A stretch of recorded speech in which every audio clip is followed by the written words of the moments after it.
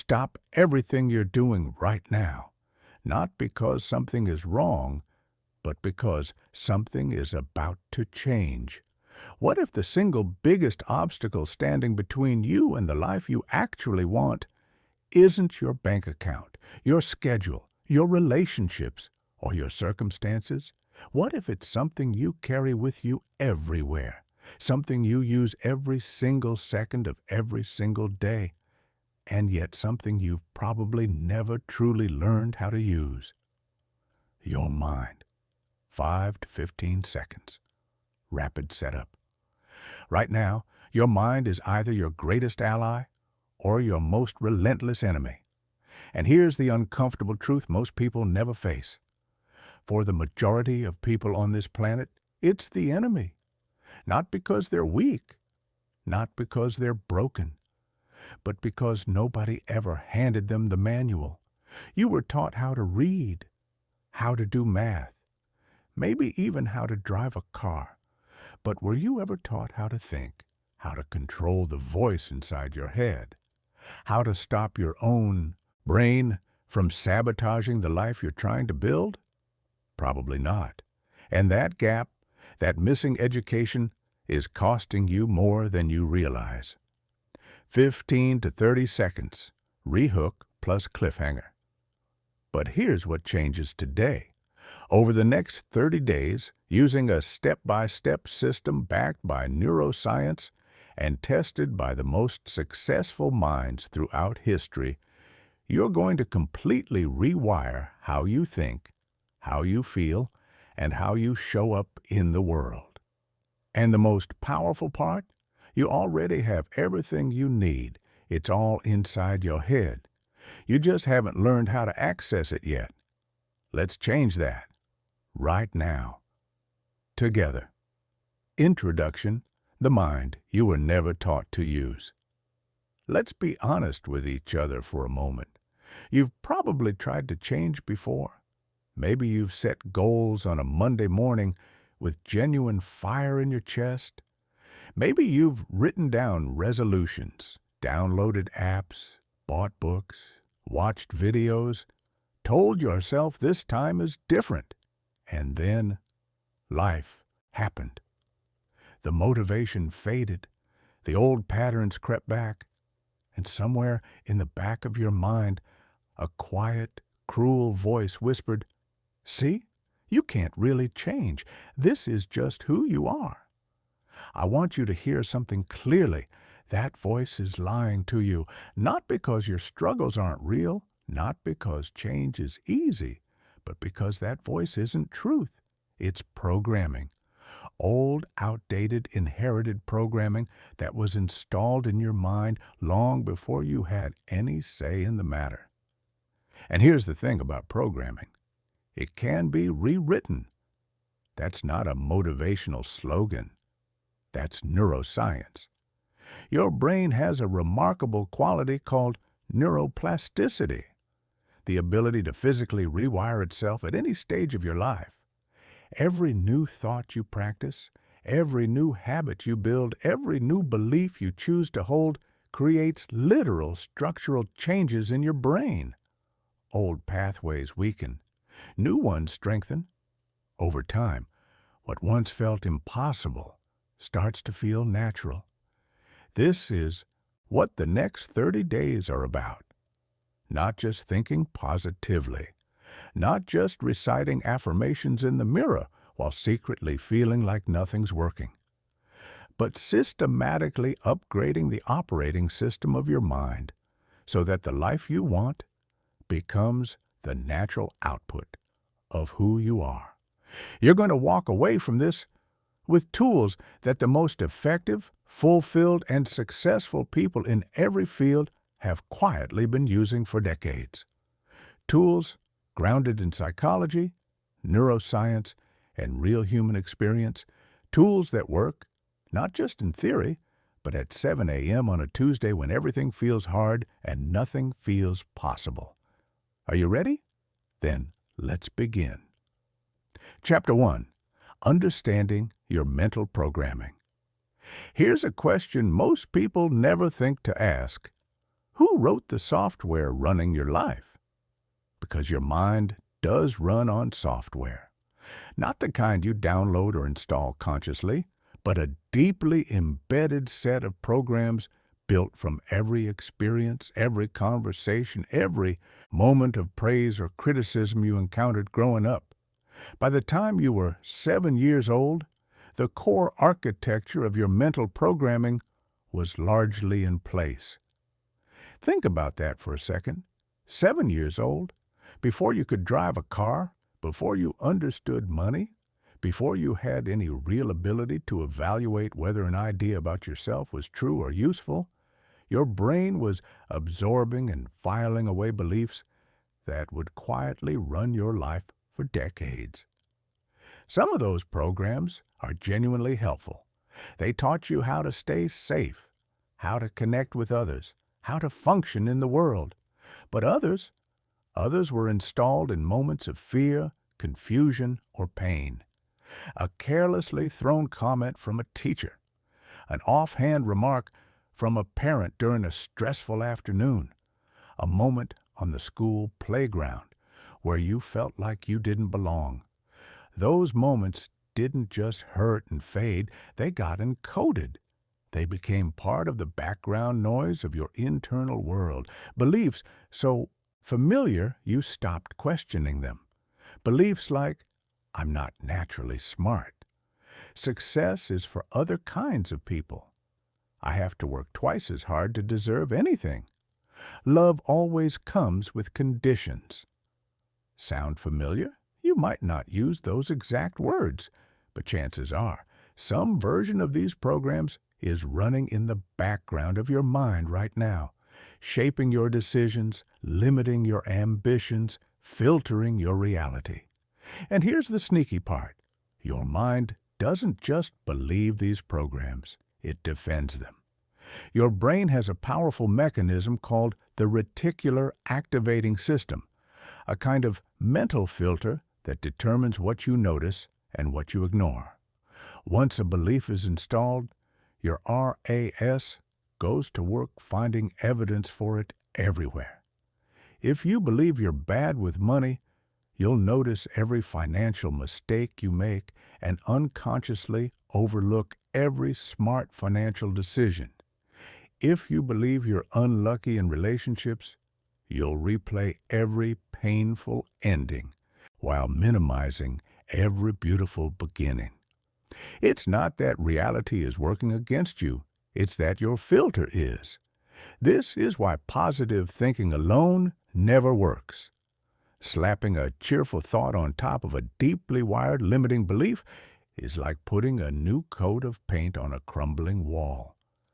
The surface looks better temporarily, but the structure underneath hasn't changed. Real transformation, the kind that actually sticks, requires going deeper. It requires understanding the programs, identifying which ones are running your life, deciding which ones to keep and which ones to delete, and then systematically installing new code that actually reflects the person you're choosing to become.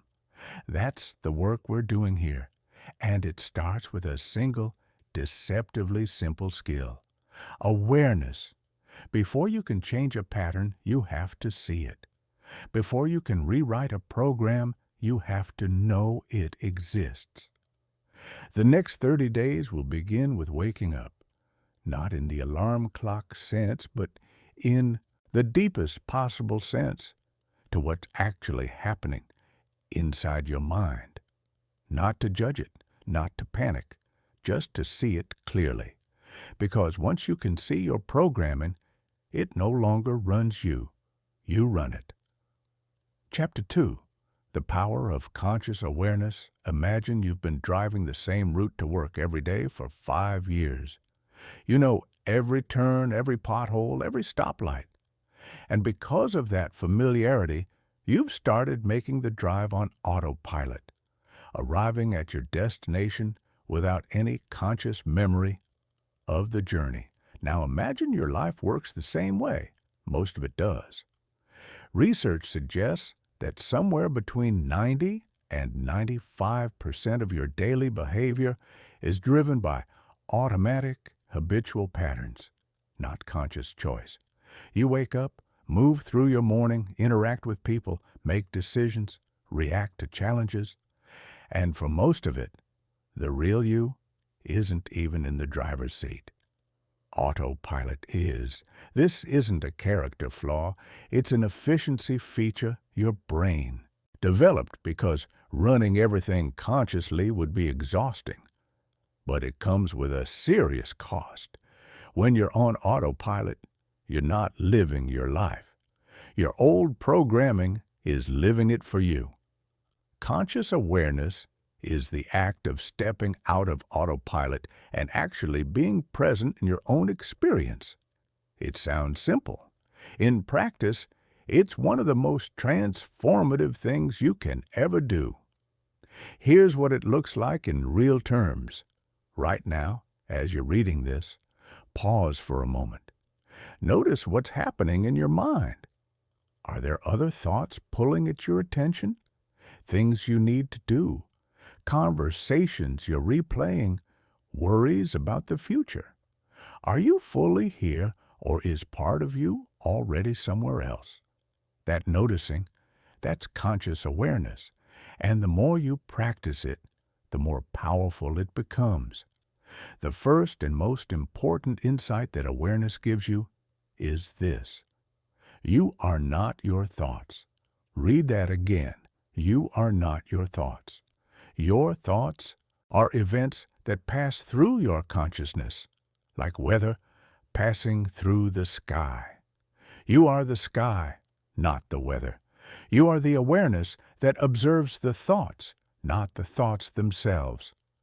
And the moment you genuinely understand this, not just intellectually, but in your lived experience, everything changes. Why? Because if you're not your thoughts, then you're not obligated to believe every thought that shows up. You don't have to act on every impulse. You don't have to be swept away by every wave of anxiety, self-doubt, or frustration.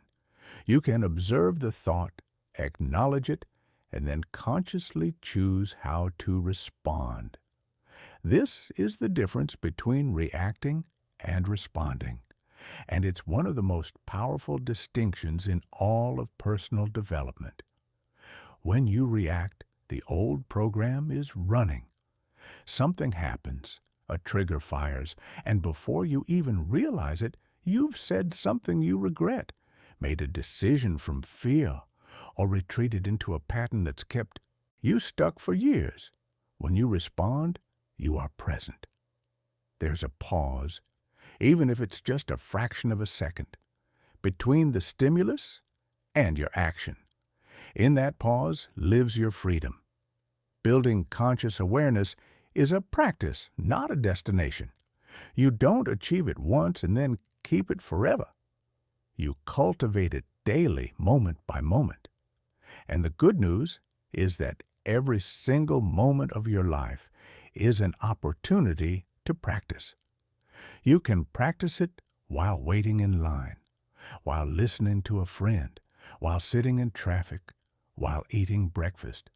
The question is simply, am I here right now? Am I aware of what I'm thinking, feeling, and doing?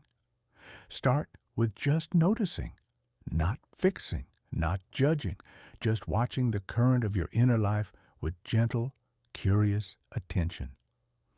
Over the next few days, this foundational skill will become the bedrock on which everything else we build together rests. Because you can't change what you can't see. And once you can see it clearly, you can change everything. Chapter 3. Breaking Free from Limiting Beliefs. Let's talk about the invisible fence.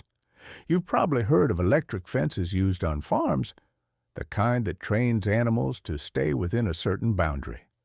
At first, the animal gets a shock when it approaches the edge. After enough repetitions, something fascinating happens. You can remove the fence entirely, and the animal still won't cross the invisible line. The boundary no longer exists in the physical world, but it exists completely in the animal's mind. Now ask yourself honestly, where are your invisible fences? Limiting beliefs are exactly that. Boundaries that were once enforced by painful experiences, harsh words, or repeated failures, but that now exist purely as mental constructs. The fence is gone, but you're still not crossing the line. And the most heartbreaking part? You've probably stopped noticing the line is even there. This is how limiting beliefs operate. They don't show up wearing a name tag that says, "Hello, I'm a belief that's sabotaging your life." They show up disguised as common sense, as realistic thinking, as just the way things are. When you think about starting that business and a voice immediately says, "That's too risky for someone like you," that's not wisdom. That's a limiting belief wearing the costume of caution. When you consider going after a bigger role at work and something inside you says, "Who am I to think I deserve that?" That's not humility. That's a limiting belief masquerading as modesty. When you imagine falling in love again and your gut tightens with, "It'll only end the same way," that's not experience. That's a limiting belief, pretending to be protection. Here's what makes these beliefs so incredibly sticky. They come loaded with evidence. Your mind is a world-class lawyer when it comes to defending its own positions. If you believe you're not good with money, your brain has filed away every financial mistake you've ever made, every bill that came at the wrong time, every moment of scarcity. And it presents that evidence convincingly every time the belief is challenged. But here's what that lawyer conveniently leaves out of the argument: all the counter-evidence. For every person who believes they're too old to change careers, there are people who reinvented themselves completely at 45, 55, even 65, and thrived. For every person who believes they're not smart enough to succeed, there are people who built extraordinary lives, not through raw intelligence, but through relentless curiosity and effort. The evidence for limitation exists, but so does the evidence for possibility. Your belief determines which evidence your brain goes looking for. So, how do you actually identify your limiting beliefs? Because they won't always volunteer themselves. One of the most effective approaches is to look at the areas of your life where effort and results don't match up, where you genuinely try and yet keep getting the same disappointing outcome. These are the fingerprints of a limiting belief at work. Another approach is to pay close attention to your automatic reactions when you imagine pursuing something bigger. The moment you picture the goal, before logic even kicks in, what's the first emotional response? Excitement followed by a quiet, "but." That "but" is worth examining. Follow it. Ask it questions. Don't run from it. Try this right now. Think of one goal you've had for a while but haven't fully committed to pursuing. Hold it in your mind. And then notice what thoughts come up. What feels threatening about it? What part of you doesn't quite believe it's really available to you? That's your limiting belief showing you where the fence is. Once you've found it, the next step is to challenge it. Not by pretending it doesn't exist, but by genuinely questioning its authority. Ask yourself, is this belief absolutely true, or is it just familiar? Because familiar and true are very different things. You've been inside your own head for your entire life. Some of the furniture in there has been there so long you've stopped noticing it. But old doesn't mean accurate. Then, and this is crucial, choose a new belief deliberately. not a delusionally positive one that makes you roll your eyes, a genuinely empowering one that feels like a stretch but not a lie. Instead of, I'm not good with money, I'm learning to make smarter financial decisions every day. Instead of, I'm not the kind of person who succeeds at that, I'm becoming the kind of person who figures things out. These shifts might feel small on paper, but repeated consistently, spoken out loud, written down, anchored in emotion, they begin to change the actual wiring of your brain. The fence starts to dissolve, and eventually you'll find yourself crossing lines you once thought were uncrossable, not because the world changed, but because you did. Chapter 4. Reprogramming Your Subconscious Mind. Here's something worth sitting with for a moment.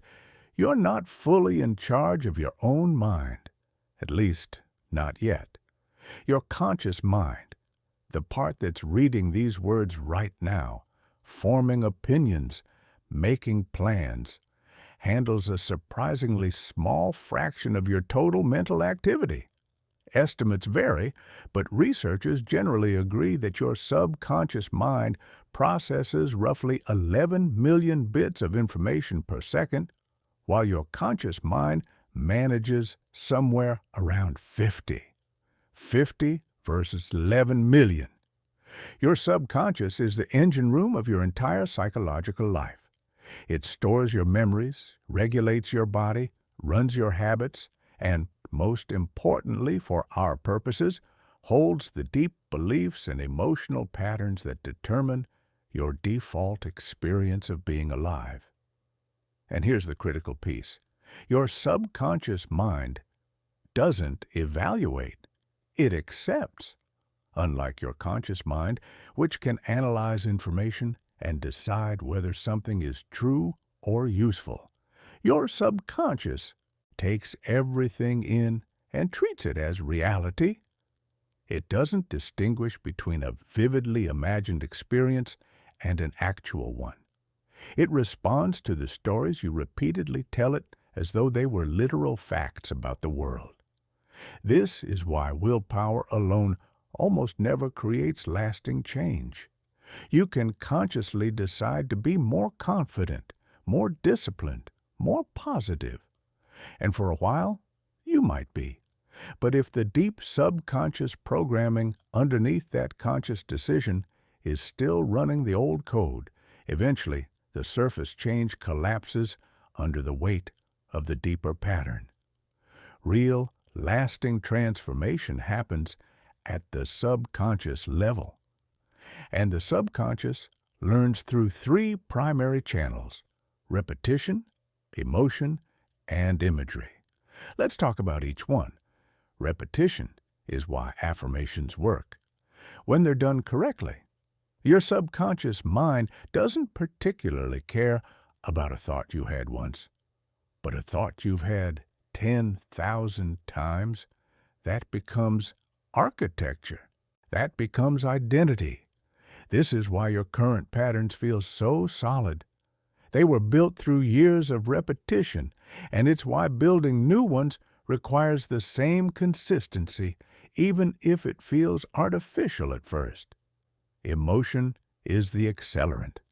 A thought charged with strong feeling gets encoded far more powerfully than a neutral one.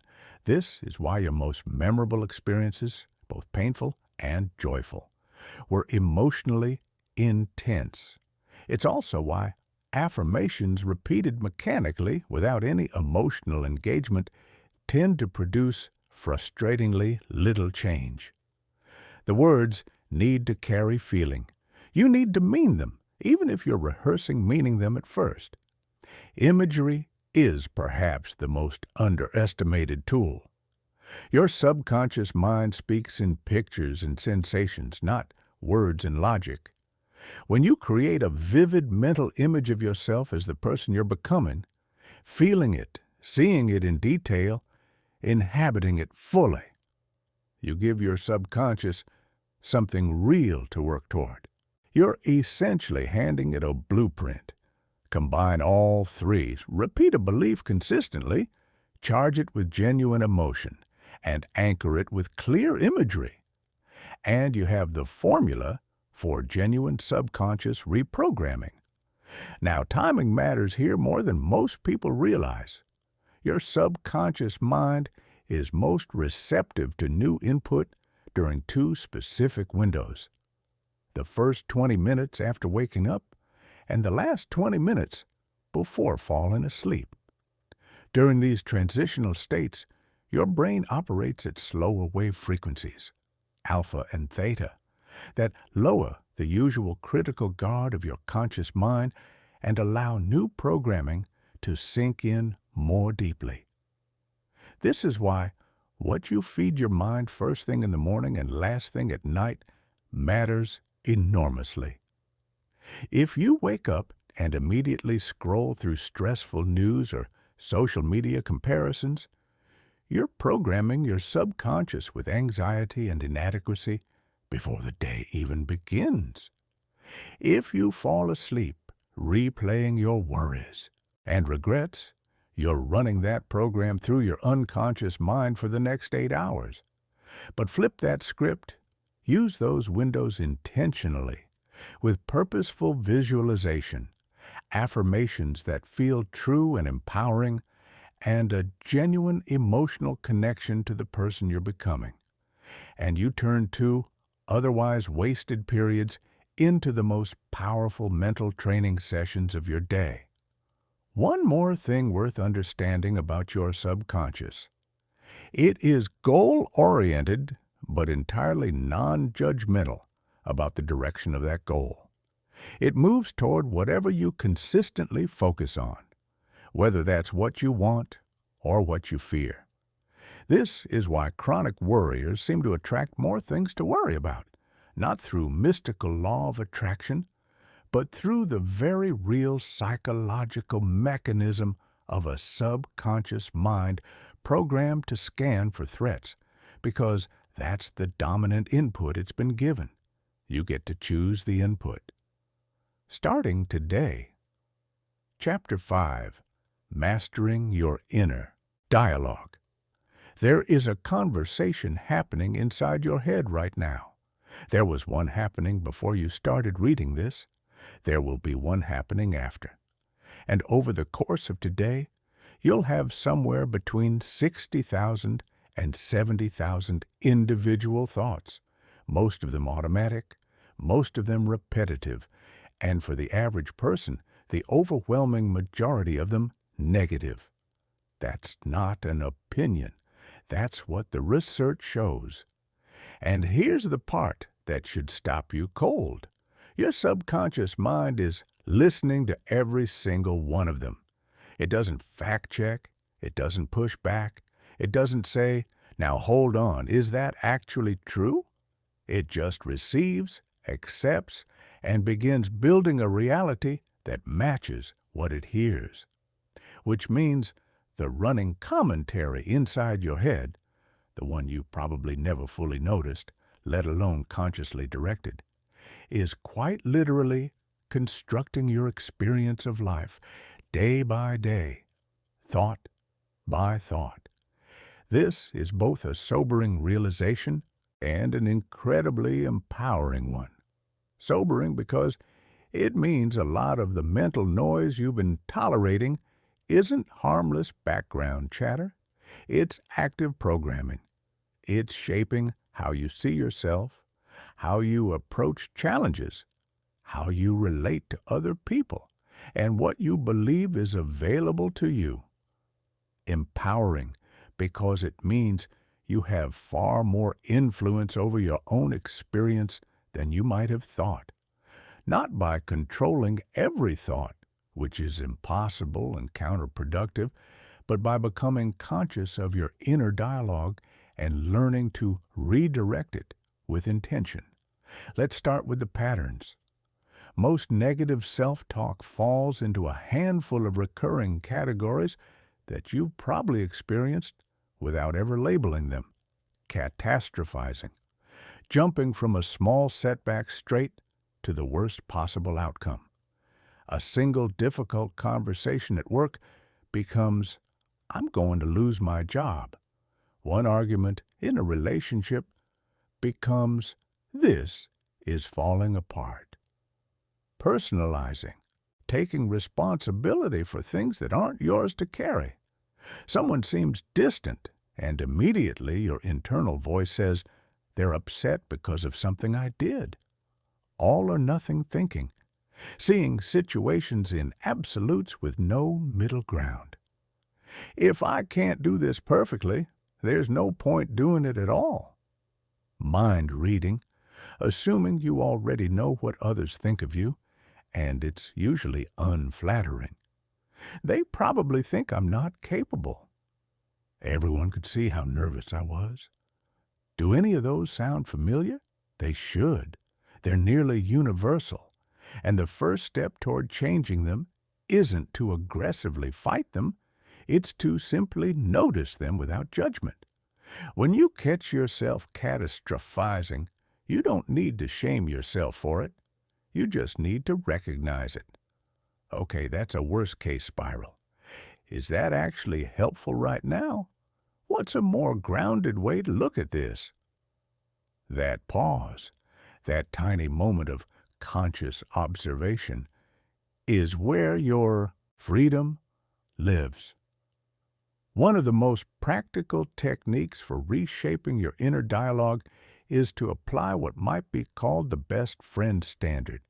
Think about how you'd speak to someone you genuinely love and care about if they came to you after making a mistake or facing a hard day or doubting their own worth.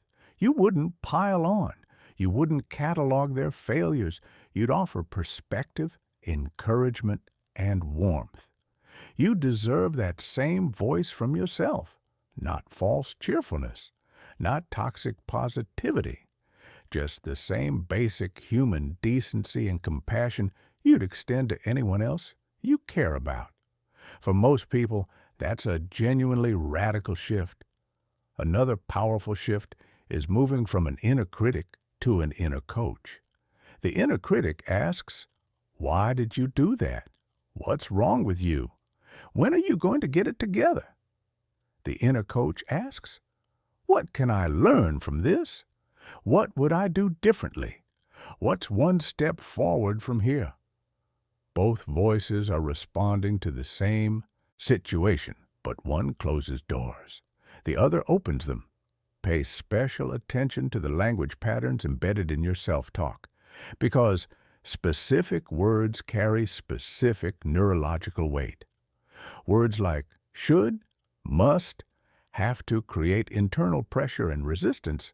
They frame your life as a series of obligations you're always failing to meet.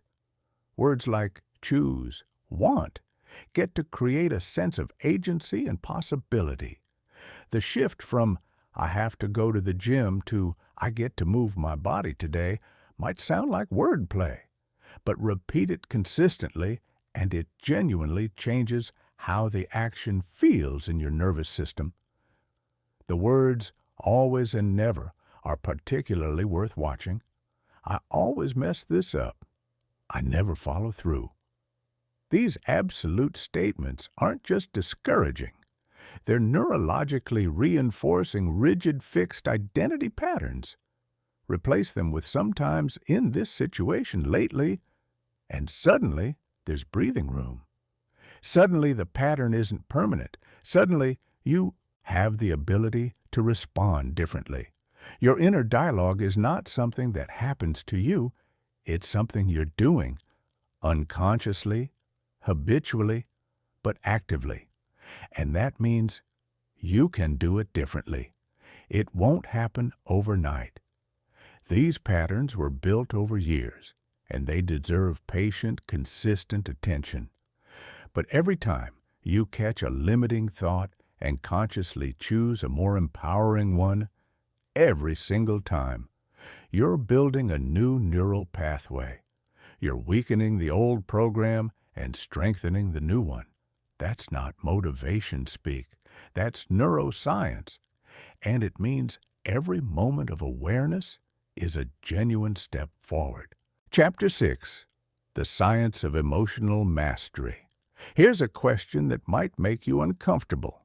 When was the last time an emotion made a decision for you? Not you, the emotion. You were passed over for something you deserved, and anger made you send a message you later regretted. You were excited about a new opportunity, and anxiety quietly talked you out of pursuing it. You were exhausted and overwhelmed, and hopelessness convinced you that nothing you tried would matter anyway. We've all been there, and for most people, this isn't an occasional occurrence. It's the default setting. Emotions arrive, take the wheel, and drive the car of your life into directions you never consciously chose. This is what it means to be emotionally reactive, and it costs more than most people ever calculate. In relationships strained, opportunities missed, decisions made from fear instead of wisdom, and energy spent recovering from patterns that keep repeating themselves.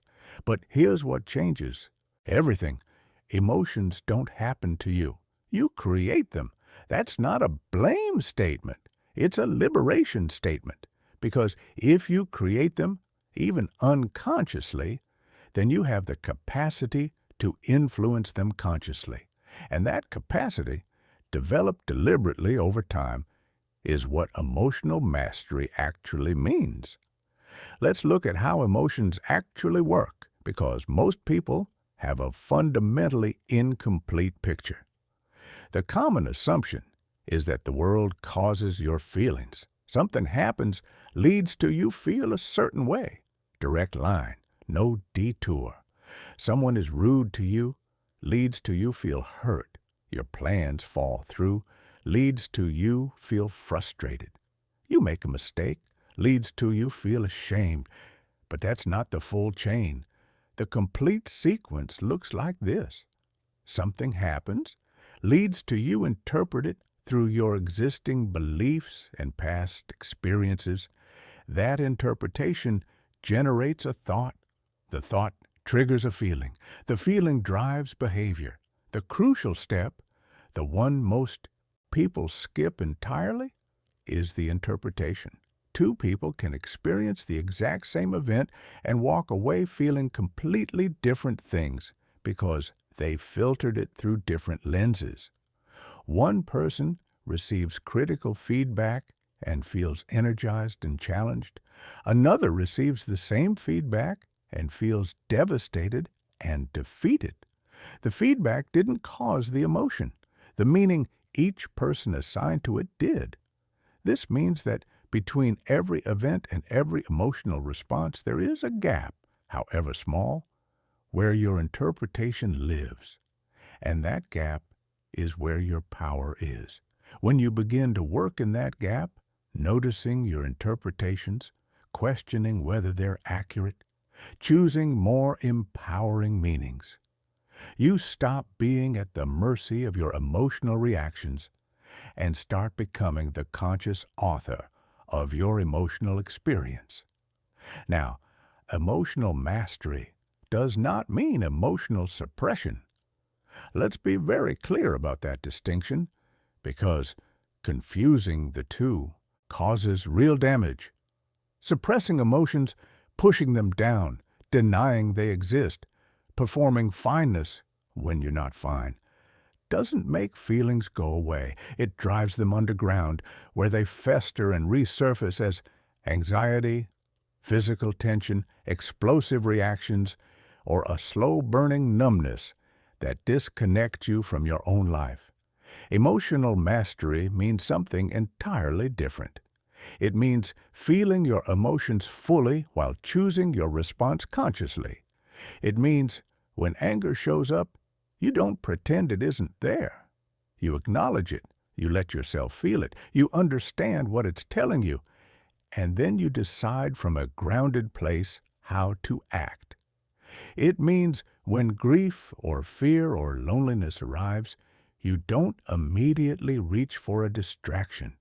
You create enough inner space to be with the experience, to breathe through it, and to let it move through you naturally, rather than getting stuck. Here's a reframe that can genuinely change your relationship with difficult emotions. Every emotion is information. Anger often signals a violated boundary. Fear often signals perceived danger that deserves examination. Sadness often signals a loss worth honoring. Shame often signals a gap between your behavior and your values. When you stop treating emotions as problems to be eliminated and start treating them as signals to be decoded, your entire inner life becomes more navigable. One of the most immediately useful tools for emotional regulation is also one of the most accessible: your breath. Your autonomic nervous system, the one that controls your stress response, has two modes. The sympathetic system, which activates your fight or flight response, and the parasympathetic system, which creates calm and recovery. Most people can't consciously control which one is running, but there's one exception: your breathing. When you consciously slow your exhale, making it longer than your inhale, you directly activate the parasympathetic nervous system. You literally change your physiological state through breath. This isn't relaxation advice, it's physiology. And it works in real time, in the middle of a difficult conversation, before a high-stakes presentation, in the moment when you feel yourself about to react in a way you'll regret. Try it now. Breathe in for 4 counts. Hold for 2. Breathe out 4, 6. Do that 3 times and notice what shifts. That shift you feel? That's you taking back the wheel.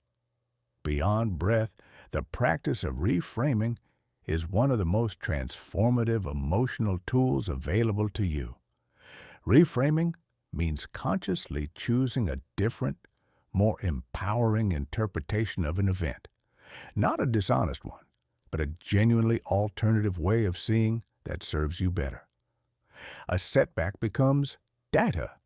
A rejection becomes redirection. A difficult person becomes an unexpected teacher. A failure becomes the tuition fee for a lesson that will compound into future success. This isn't about pretending hard. Things aren't hard. It's about refusing to let your first automatic interpretation be the final word on what an experience means. Because meaning isn't fixed. You assign it, and you can assign it in ways that break you or in ways that build you. The choice, increasingly, is yours. Chapter 7. Developing laser-sharp focus. Let's be honest about something that almost nobody wants to admit. Most of us are deeply, chronically distracted, and we've started to mistake that distraction for normal. We check our phones within minutes of waking up. We have 17 browser tabs open at once. We sit down to do important work and somehow end up deep in a YouTube spiral 20 minutes later. We have important conversations with people we love while simultaneously half reading notifications on a screen. And then we wonder why we feel scattered, unproductive, and vaguely anxious, like we're always busy but never really moving forward. Here's the uncomfortable truth.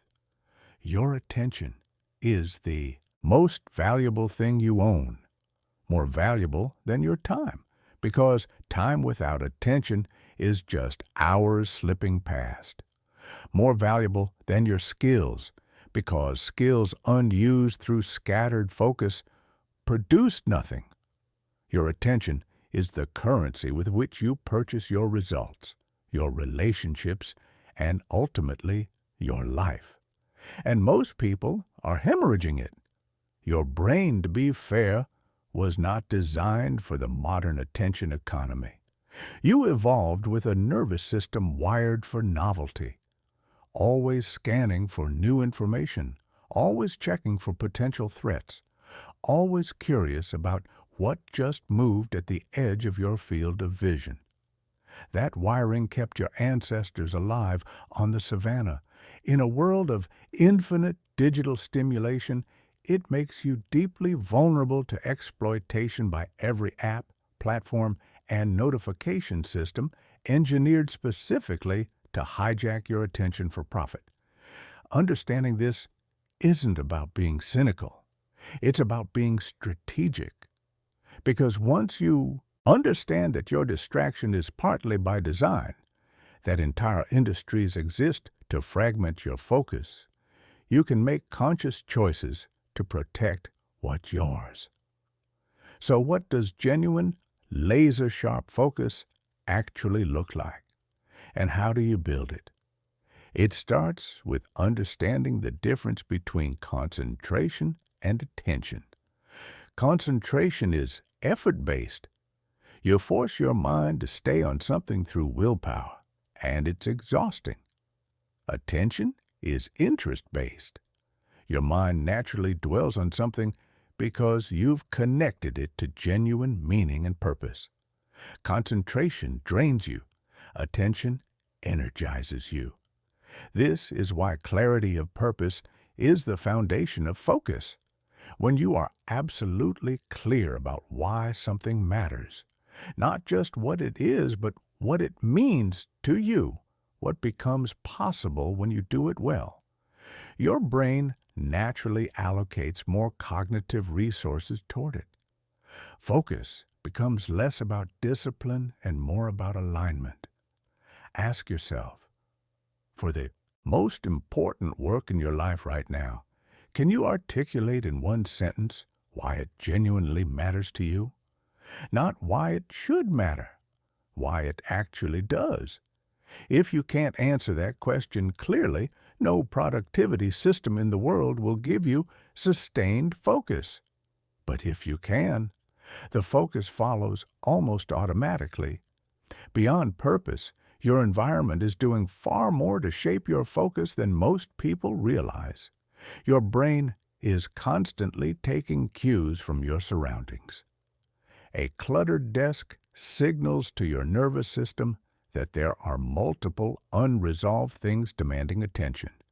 Your phone sitting face up on your desk, even if it's silent, even if you're not looking at it, has been shown in research to reduce available cognitive capacity, simply by existing in your visual field as a potential source of interruption.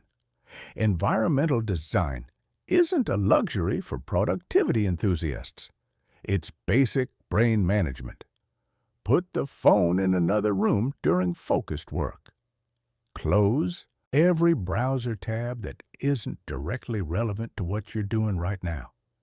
If possible, create a physical space that your brain learns to associate exclusively with deep, focused work, so that simply entering that space begins to shift your mental state. The practice of single tasking is perhaps the most countercultural focus habit you can develop, because we live in a world that glorifies multitasking as a form of efficiency. The research, however, is unambiguous. Multitasking doesn't exist. What you're actually doing when you multitask is rapidly switching between tasks, and every switch carries a cognitive cost. Your brain needs time to load and unload context for each task, which means that switching rapidly between two things produces significantly worse results on both than doing each one separately with full attention.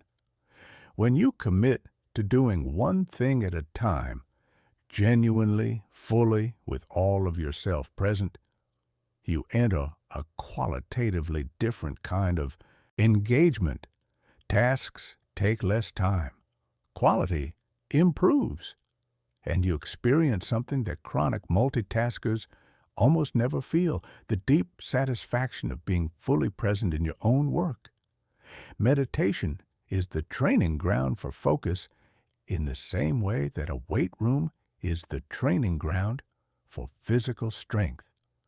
When you sit down to meditate and follow your breath, and your mind wanders, and you notice it's wandered, and you gently bring it back, you are performing a mental repetition that directly strengthens your capacity for sustained attention. Every return of your attention is one rep, and those reps accumulate into a meaningfully stronger focus muscle over weeks and months. Even 10 minutes a day done consistently produces measurable improvements in concentration. This isn't a suggestion for people who want to become monks. It's practical brain training for anyone who wants to think more clearly and perform more effectively. Finally, and this might be the most important focus inside of all, attention needs restoration, not just training. Your capacity for deep focus is a renewable resource, but it genuinely depletes throughout the day. Decision fatigue is real. Cognitive load accumulates, and most people try to power through this depletion with caffeine and willpower, which produces diminishing returns and eventual burnout. Real attention restoration comes from activities that allow your mind to wander without demands. A walk in nature, a few minutes of quiet, a conversation that isn't goal-oriented, not scrolling, not consuming more content. Actual mental rest. Build these restoration periods into your day deliberately, and you'll find that your focused hours become dramatically more productive because your attention is genuinely replenished rather than running on empty. In a world of infinite distraction, the person who can truly focus is operating with a profound advantage. That person can be you. Chapter 8. Building unshakable. Mental resilience life will test you. That's not pessimism. It's the most reliable prediction you can make about any human life. Relationships will fracture. Plans will collapse. People you counted on will disappoint you. Efforts you poured yourself into won't produce the results you deserved. Circumstances will change in ways you didn't choose and can't control. The question was never whether difficulty would arrive. The question is who you'll be when it does. Mental resilience is not the ability to avoid pain or pretend hardship doesn't hurt. It's not the performance of strength or the suppression of vulnerability. It's something quieter and more powerful than either of those. It's the deep, practiced capacity to move through difficulty without losing yourself, and to emerge on the other side not just intact, but genuinely stronger. The encouraging truth about resilience, one that research has confirmed repeatedly, is that it is not a fixed trait distributed unevenly at birth. It's a skill, a learnable, buildable, developable set of mental habits and perspectives that anyone can cultivate, regardless of their starting point. So what are the actual building blocks? The first is a growth mindset toward adversity. This means training yourself to interpret challenges as developmental experiences rather than personal indictments. When something hard happens, the resilient mind doesn't ask, "Why is this happening to me?" which frames you as a passive victim of random cruelty. It asks, "What is this asking of me? What can I learn here? What is this developing in me that wouldn't have been developed otherwise?" This isn't toxic positivity. You're not pretending the hard thing isn't hard. You're refusing to let it be the last word on who you are and what's possible for you. Think of it this way. A muscle doesn't grow in the absence of resistance. The resistance is not the enemy of the growth. It is the mechanism of it. Your mind works the same way. The difficulties that test your resilience most severely are often, in retrospect, the experiences that developed your deepest capabilities. The second building block is cognitive flexibility, the ability to adapt your thinking when circumstances change. Rigid thinking creates brittleness. When your plan fails, a rigid mind has nothing to fall back on. A flexible mind starts generating alternatives immediately. When your assumptions prove wrong, a rigid mind defends them. A flexible mind updates them. Ask yourself honestly, when a plan falls apart, is your first instinct to look for another path, or to freeze, blame, or catastrophize? That response pattern tells you a lot about your current level of cognitive flexibility. And the good news is that flexibility, like any mental capacity, improves with deliberate practice. The third building block is what researchers call explanatory style. The internal story you tell yourself about why difficult things happen. Resilient people tend to explain setbacks using three specific qualities. They're temporary rather than permanent.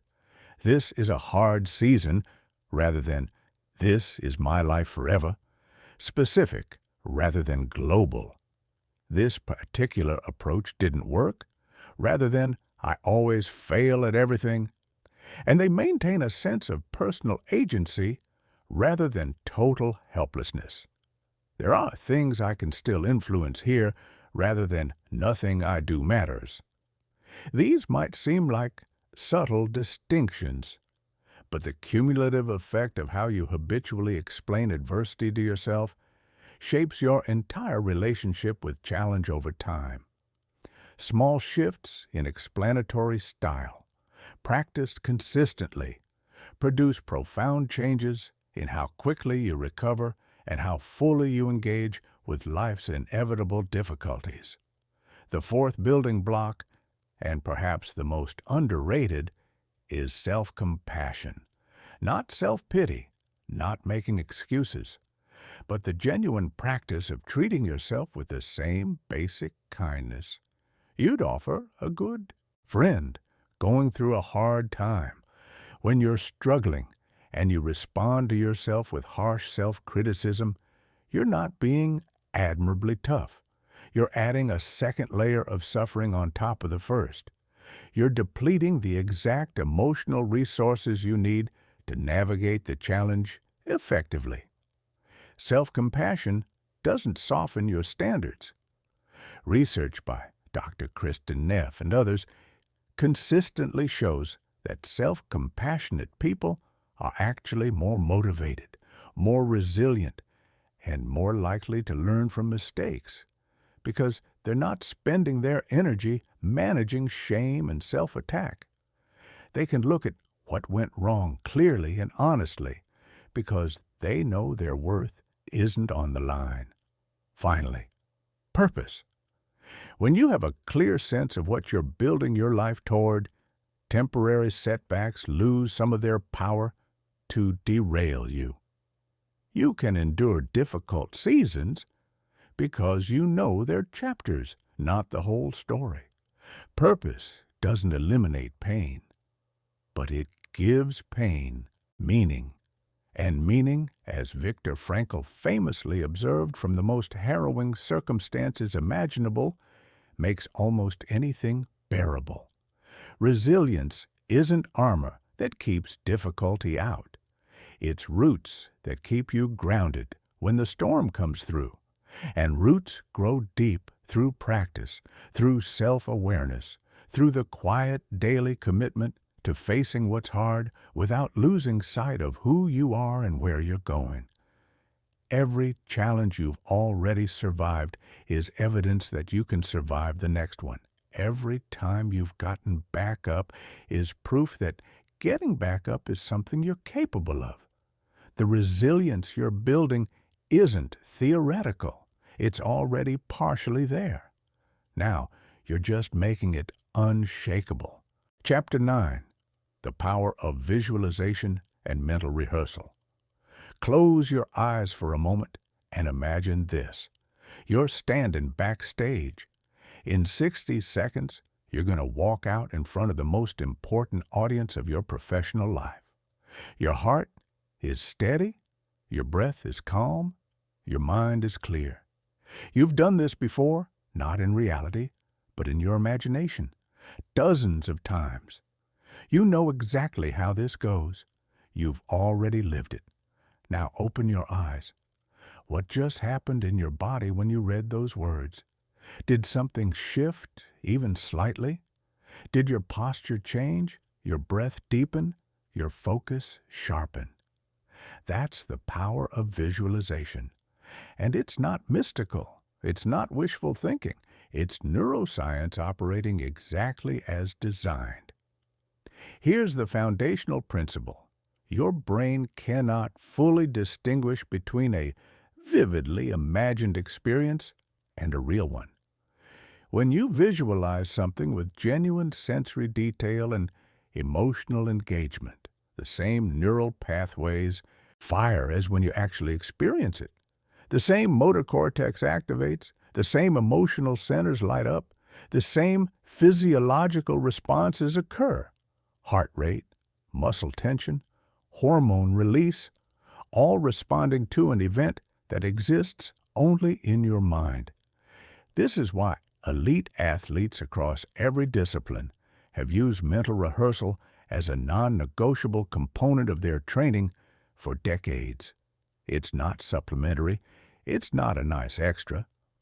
Studies consistently show that athletes who combine physical practice with structured mental rehearsal outperform those who rely on physical practice alone.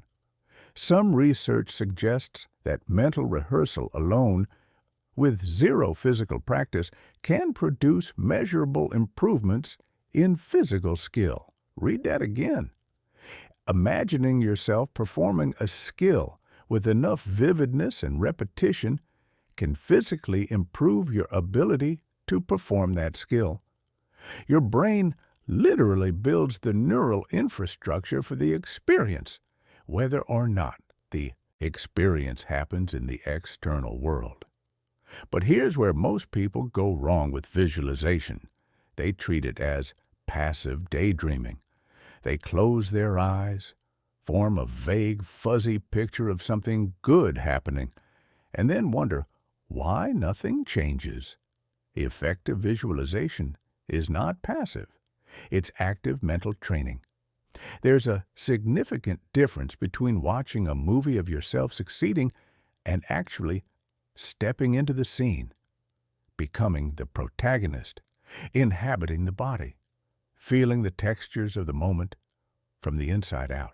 The difference comes down to three elements: specificity.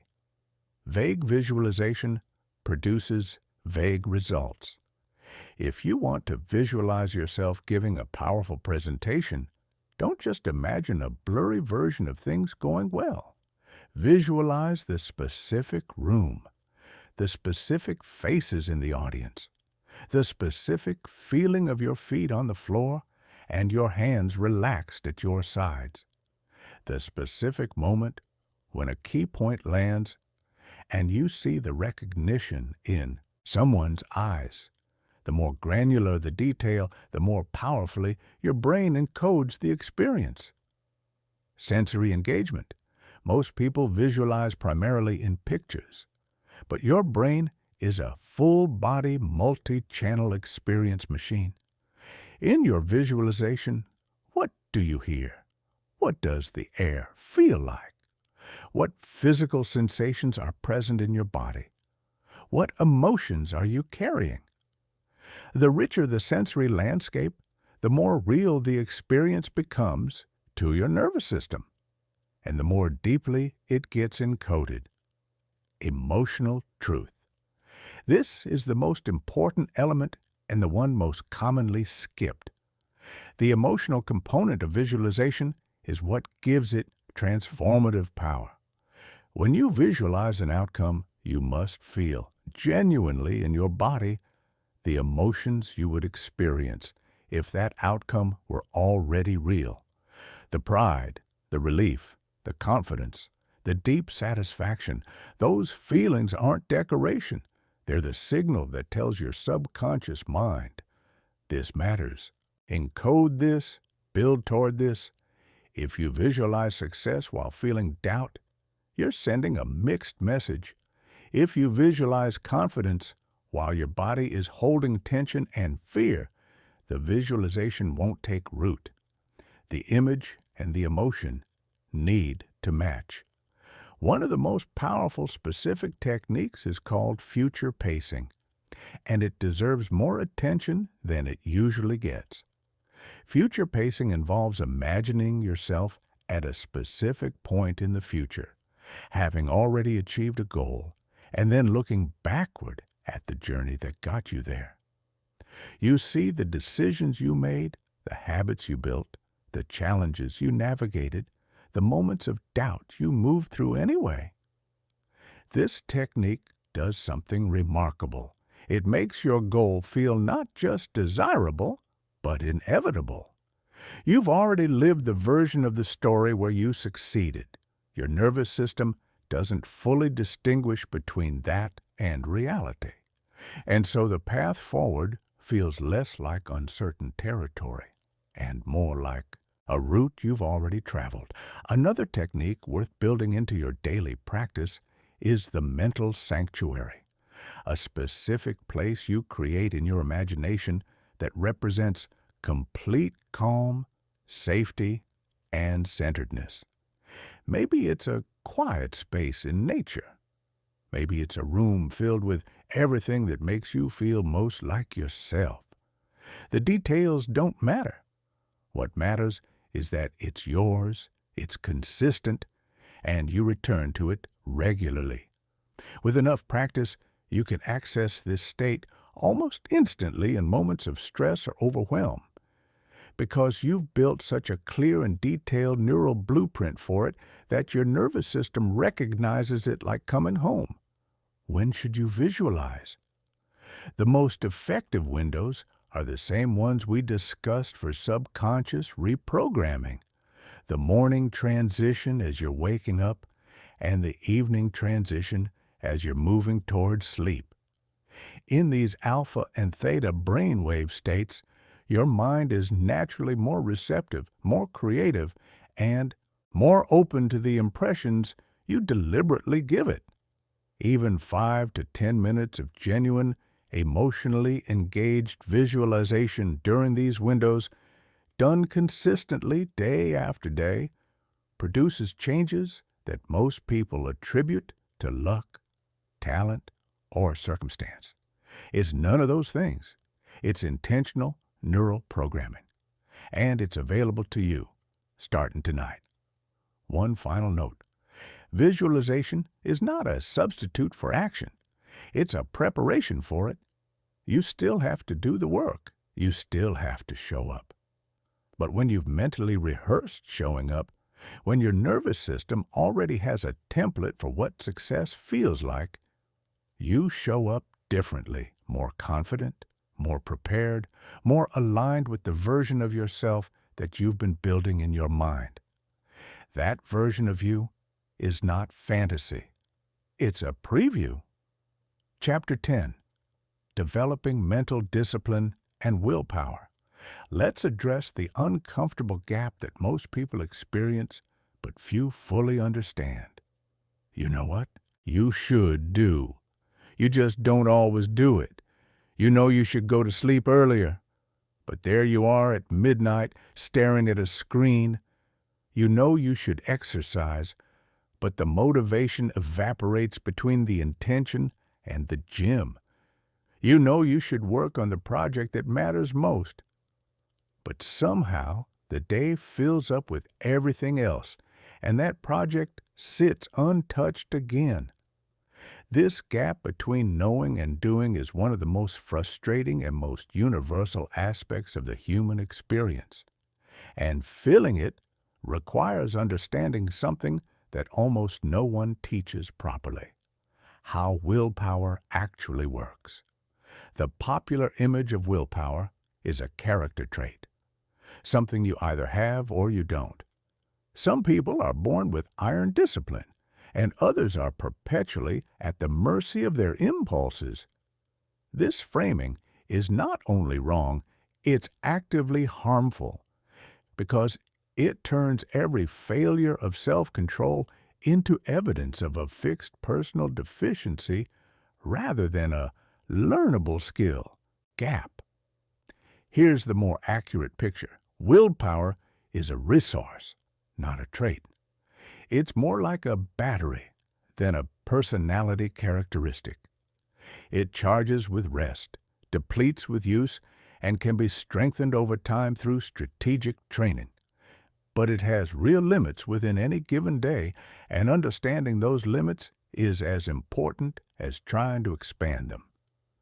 This is why you make worse decisions later in the day, why you're more likely to reach for junk food or skip your workout at 9 p.m. than at 9 a.m., why important decisions should be made when your mental energy is freshest rather than when it's depleted. Your willpower battery isn't broken, it's just drained. Researchers call this phenomenon ego depletion, the finding that each act of self-control draws from a shared cognitive resource, leaving less available for subsequent choices. This is why trying to rely on willpower alone as your primary strategy for behavior change is a setup for eventual failure. You'll hold the line brilliantly until suddenly, unexpectedly, in a moment of fatigue or stress, you don't. And then the inner critic shows up to interpret that as moral failure rather than physics. So if willpower is limited, what actually works? The first and most powerful answer is habit formation. Habits are behaviors that have been repeated enough times to become automatic, which means they require essentially zero willpower to maintain. When you brush your teeth in the morning, you don't white-knuckle your way through it through sheer disciplinary force. You just do it because it's so deeply encoded in your behavioral repertoire that it happens without conscious effort. This is the goal for every important behavior in your life, not to summon heroic amounts of willpower every day indefinitely, but to repeat the behavior consistently enough that it becomes automatic, to move it from the conscious, effortful zone into the automatic, effortless zone. The key to making this transition is starting dramatically smaller than you think you need to. This is where most people fail at habit building. They design a new routine that would require enormous willpower to maintain even on their best days, and then wonder why it collapses after 2 weeks. Instead, what is the smallest possible version of this behavior that you could absolutely, certainly, without any doubt complete even on your worst day? Start there, not as a permanent ceiling, as an entry point. Consistency at a small level builds the neural pathway. Once the pathway exists, expanding the behavior is easy. The second major strategy is environmental design, arranging your surroundings so that the desired behavior requires less willpower and the undesired behavior requires more. This is sometimes called making good behaviors easier and bad behaviors harder. But the actual mechanism is more specific. You're reducing the number of moments where willpower needs to be invoked at all. If healthy food is at eye level in your refrigerator and junk food requires an extra step to access, you make better choices not through greater discipline, but through better architecture. If your running shoes are sitting next to your bed, you reduce the activation energy required to go for a morning run. If your phone is in another room while you work, you don't have to repeatedly resist checking it. You've removed the decision entirely. Your environment should be doing as much work as your willpower. Most people use their willpower to fight an environment designed against them. Smart mental architects design the environment first, so willpower is reserved for what actually matters. The third strategy is identity anchoring, perhaps the most psychologically powerful of all. There is a profound difference between trying to do something and being someone who does something. Between I'm trying to exercise more and I'm someone who prioritizes their physical health. Between I'm working on being more disciplined and I'm a disciplined person. When a behavior is attached to identity rather than just intention, it becomes self-reinforcing in a way that pure willpower-based motivation never can be. Every time you act in alignment with your stated identity, you cast a vote for that identity, and your sense of self updates accordingly. Over time, the behavior feels less like something you're forcing and more like something you naturally do, because it's consistent with who you are. The question to ask yourself isn't, can I do this? It's, is this the kind of person I'm becoming?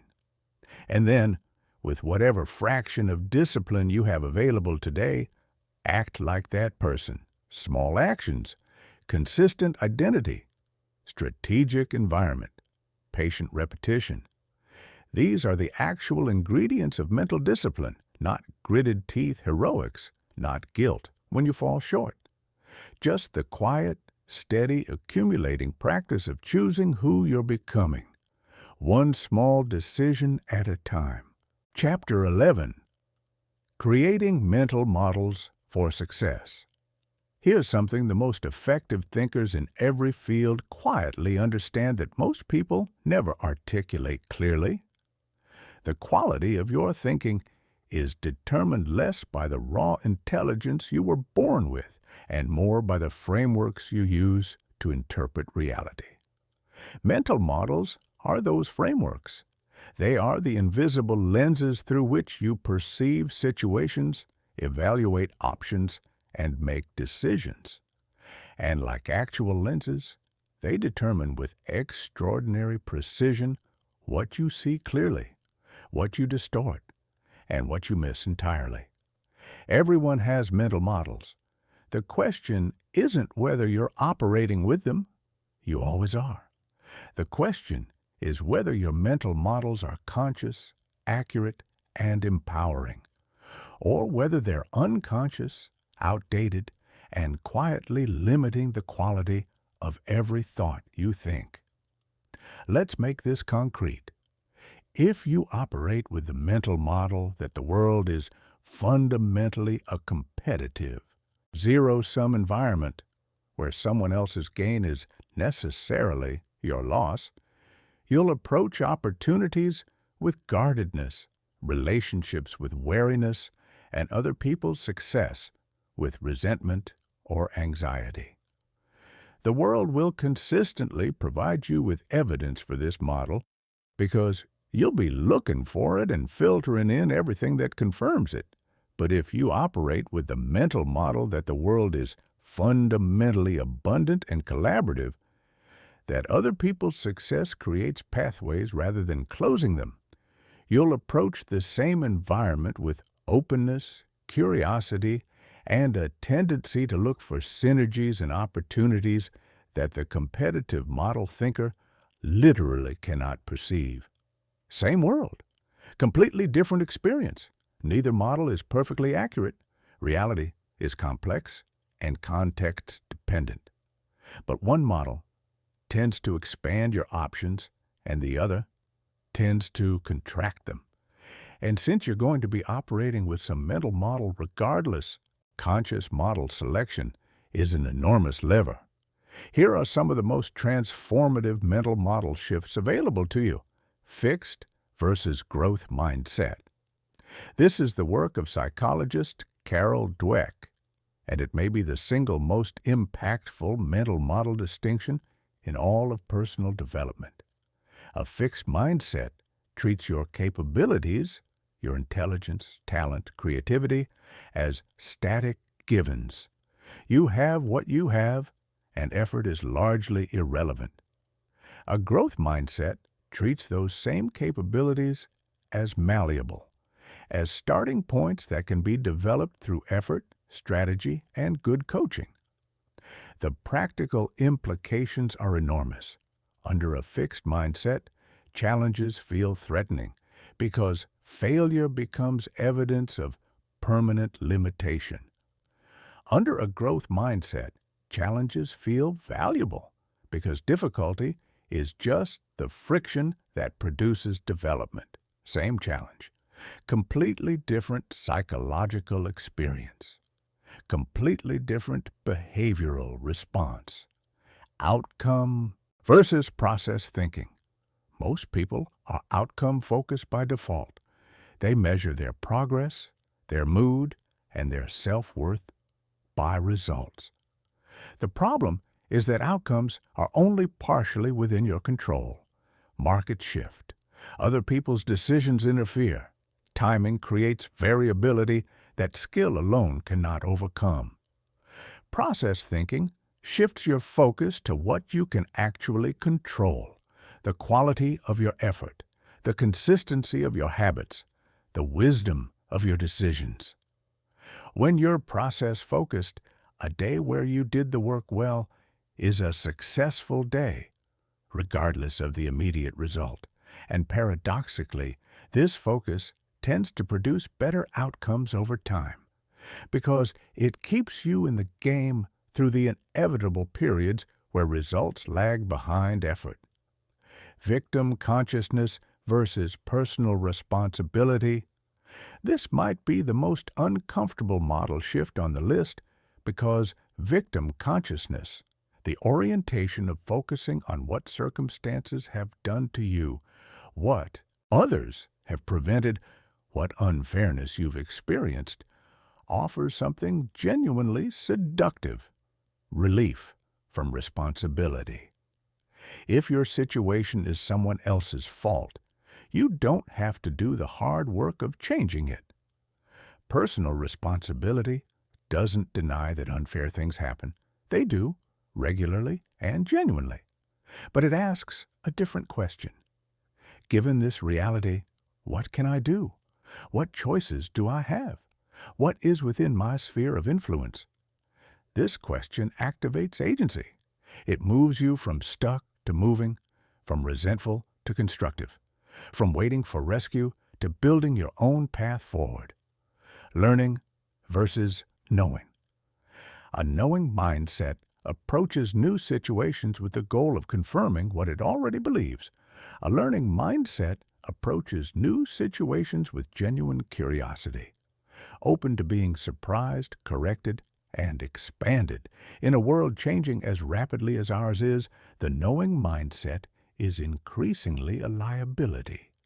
The learning mindset is the only orientation that keeps you growing in relevance, capability, and wisdom.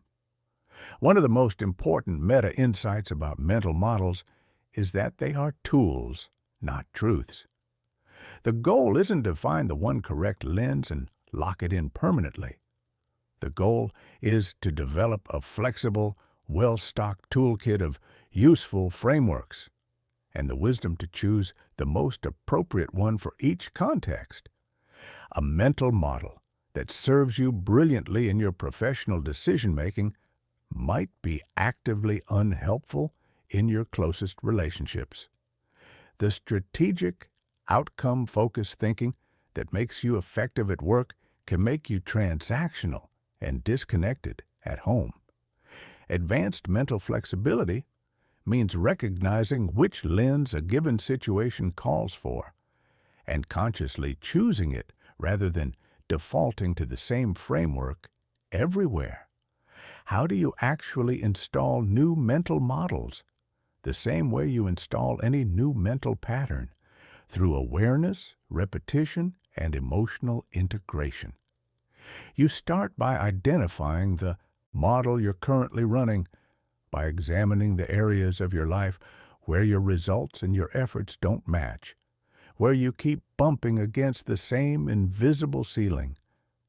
Then you introduce the new framework, not as an abstract concept, but as a genuinely experienced alternative. You find stories of people who operate from this model and what it produces for them. You identify moments in your own past where you've already operated from this model, even briefly. You visualize yourself thinking and deciding and perceiving from this new lens. And then you practice. You catch yourself running the old model in real situations. The scarcity thinking, the fixed mindset reaction, the victim consciousness spiral, and you consciously pivot to the new one. Not perfectly, not always, but consistently enough that over weeks and months, the new lens becomes increasingly automatic. Your mental models are the architecture of your reality. Upgrade the architecture, and the entire building changes. Chapter 12. The Art of Mental Programming. Through self-talk, picture this. You have a personal advisor who follows you everywhere. Every single moment of every single day, from the second you open your eyes in the morning to the last conscious thought before sleep, this advisor is whispering in your ear, commenting on everything you do, interpreting everything that happens to you, telling you who you are, what you deserve, what's possible, and what isn't. Now imagine that advisor is deeply, chronically negative, that they remind you of your failures more than your wins, that they interpret neutral events as threats, that they respond to your mistakes with contempt rather than guidance, that they've been doing this for years, so consistently, so automatically, that you've stopped noticing it's even happening. That advisor is your self-talk. And for most people, that description is uncomfortably accurate. The research is stark. The average person generates between 60,000 and 70,000 thoughts per day. Approximately 80% of those thoughts are negative in quality, and approximately 95% are repetitive, meaning you're not just thinking negative thoughts, you're thinking the same negative thoughts, cycling through the same mental grooves day after day, year after year. And your subconscious mind, that vast, powerful, non-judgmental processing engine we discussed earlier, is receiving every single one of those thoughts as programming instructions. It doesn't evaluate them for accuracy. It doesn't push back on the unfair ones. It simply accepts, encodes, and builds a reality that matches what it consistently receives. This means the conversation you're having with yourself is not background noise. It is the primary source code of your life. And learning to write better code is perhaps the most direct, most immediate, most accessible lever for transformation available to you. So where do you start? You start with awareness before change. Before you can redirect your self-talk, you need to actually hear it, which is harder than it sounds because most of it operates below the level of conscious attention. It's fast, automatic, and woven so deeply into your experience that it feels like reality rather than interpretation. For the next few days, try treating your own mind like a curious anthropologist studying a fascinating culture. When you encounter a challenge, pause and ask, what am I actually saying to myself right now? When you feel a sudden dip in mood or energy, trace it back. What thought just went through my mind? When you find yourself avoiding something important, get curious. What is my inner voice telling me about that? You'll be surprised and possibly unsettled by what you discover, thoughts you didn't know you were having, beliefs you didn't realize you were reinforcing, a running commentary that's been quietly setting the ceiling on your life for years. Once you can hear it, you can begin to deliberately reshape it. And this is where most people make a critical mistake. They try to swing from deeply negative self-talk to aggressively positive self-talk overnight. They tell themselves, "I am confident and unstoppable," while simultaneously feeling the exact opposite. And when nothing changes, they conclude that self-talk programming doesn't work. It does work, but it requires believability as the foundation. Your subconscious mind is sophisticated enough to reject programming that creates too much cognitive dissonance with your current experience. If you're struggling financially and you repeat, "I am a millionaire," with zero emotional resonance, your nervous system will flag that as false, and the programming won't take root. The solution is what might be called bridge statements, self-talk that stretches you forward without snapping the thread of credibility. Not where you are, not an impossible leap, but the honest next step in the direction of growth. Instead of, "I am completely confident," I am building genuine confidence through every challenge I face. Instead of, "I never struggle with money," I am developing a healthier, more skillful relationship with money every day. Instead of, "I always perform at my best," I am learning to access my best more consistently even under pressure. These statements are true, they're directional, they're emotionally accessible, and repeated with genuine feeling and consistency, they create real changes in your subconscious programming because they don't trigger the internal resistance that overclaiming does. The emotional component cannot be overstated. Self-talk is not an intellectual exercise. Words repeated mechanically, without feeling, produce minimal neurological impact. Words charged with genuine conviction, spoken with the emotional energy of someone who means them. Those create strong, durable neural pathways. This is why the best time to practice intentional self-talk is during the transitional states of morning and evening, when your brain's critical guard is naturally lower and emotional impressions are more deeply received. 5 deliberate minutes of emotionally engaged, directionally honest self-talk during these windows will do more for your mental programming than an hour of distracted affirmations during the middle of the day. Watch your language patterns closely, because specific words create specific neurological realities. Notice when you used should, and consider replacing it with choose. Notice when you use "I can't," and consider replacing it with "I'm learning how to." Notice when you use always or never in describing your limitations, and practice replacing them with sometimes or in the past. These shifts are small enough to feel almost trivial, but language shapes thought, and thought shapes identity, and identity shapes behavior, and behavior shapes results. The cascade starts with a single word. One advanced technique worth building toward is what might be called developing your inner counsel, consciously cultivating multiple distinct internal voices that serve different functions. An inner coach who offers strategic guidance and honest assessment.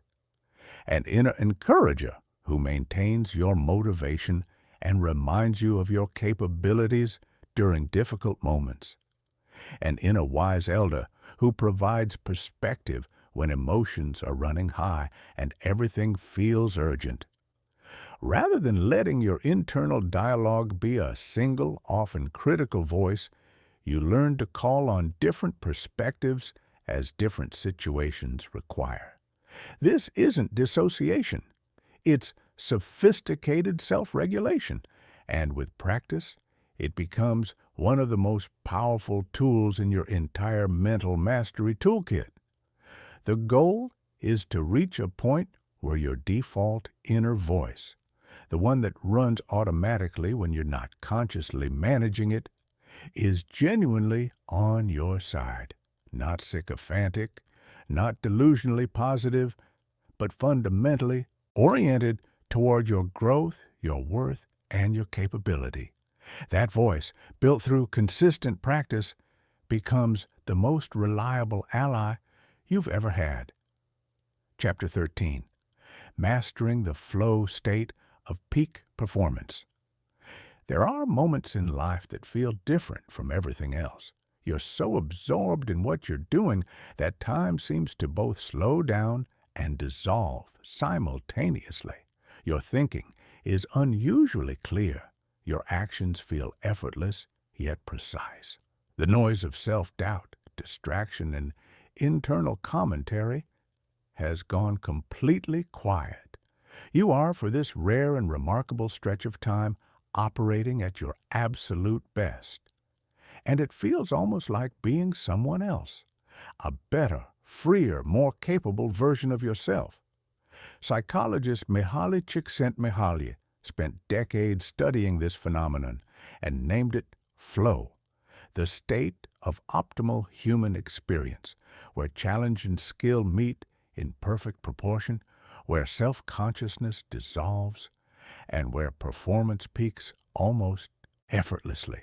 If you've ever experienced flow, and most people have at least briefly in activities they love, you know that no description quite does it justice. But you also know instinctively that you want more of it, because flow isn't just productive, it isn't just effective, it is perhaps the most alive you ever feel. Here's what's particularly exciting. Flow isn't random. It isn't luck or inspiration striking from nowhere. It has specific, identifiable conditions. And when you understand those conditions, you can begin to engineer them deliberately. The first and most fundamental condition is the challenge-skill balance. Flow occurs in a very specific psychological zone, when the difficulty of what you're attempting slightly exceeds your current comfortable skill level. Too easy, and your mind drifts into boredom. There's no demand on your attention. Too difficult, and your mind floods with anxiety. The gap between what's required and what you have feels threatening rather than engaging. But in that precise sweet spot, challenging enough to demand your full attention, manageable enough to maintain momentum, the conditions for flow are present. This is why flow experiences tend to cluster in activities we're genuinely developing, where we're neither beginners fumbling blindly nor experts running on autopilot, but practitioners at the edge of our current capability. If you want more flow, identify where that edge currently is, in your work, your creative practice, your athletic pursuits, and design your engagement to consistently operate there. The second essential condition is clear goals and immediate feedback. In flow, you always know what you're trying to do. The goal is specific and present, not vague and distant, and you receive continuous feedback on how you're doing, not from external evaluation, but from the activity itself. A musician knows immediately when a note is off. A programmer knows immediately when code runs or fails. A writer knows immediately when a sentence lands or falls flat. This feedback loop keeps your attention anchored in the present moment, because the present moment is where all the relevant information is. Past regrets and future worries have nowhere to gain purchase when your full attention is required by what's happening right now. The third condition, and the one most within your immediate control, is the deliberate elimination of distraction. Flow requires sustained, uninterrupted attention. It doesn't emerge through scattered engagement, and it can't survive constant interruption. Every notification, every environmental distraction, every competing demand on your attention during a focused session is a potential flow breaker. This is why protecting your focus time isn't just a productivity preference. It's a prerequisite for accessing your highest level of performance. The deep, meaningful, impactful work that most fulfills you and most advances your most important goals almost certainly requires flow. And flow requires conditions that you have to consciously create, because the default environment of modern life is specifically designed to prevent them. How do you actually enter flow more reliably? The most effective approach is to develop a consistent pre-flow ritual, a specific sequence of actions you perform before beginning focused work that signals to your nervous system, deep engagement is beginning now. This might involve a brief meditation, a specific piece of music, a few minutes of reviewing your goal for the session, a particular physical warm-up. The specific elements matter less than the consistency of the sequence. Over time, your nervous system learns to associate the ritual with the state, and performing the ritual begins to reliably induce the mental conditions that allow flow to emerge. You're essentially conditioning yourself in the most constructive possible sense. It's also worth understanding that flow has a recovery requirement. The state is energizing while you're in it, but it draws deeply on your cognitive and physical resources. After extended flow sessions, genuine rest, not more content consumption, but actual mental downtime, is necessary to replenish the capacity for the next session. Many people who work deeply find that their most creative, focused, flow-rich periods are concentrated in relatively short windows. Perhaps 2 to 4 hours of genuine peak engagement per day, and that the most effective strategy is to protect those windows fiercely while allowing real recovery afterward.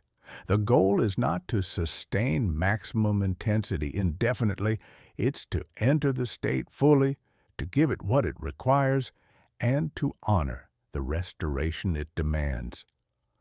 One final insight about flow that tends to surprise people: the obstacles to flow are rarely lack of skill or lack of opportunity. They are almost always internal. Perfectionism that prevents full engagement, fear of failure that keeps you monitoring yourself rather than losing yourself in the work, self-consciousness that maintains just enough distance from the activity to prevent total absorption. In other words, the door to your peak performance is blocked not by external locks, but by internal ones.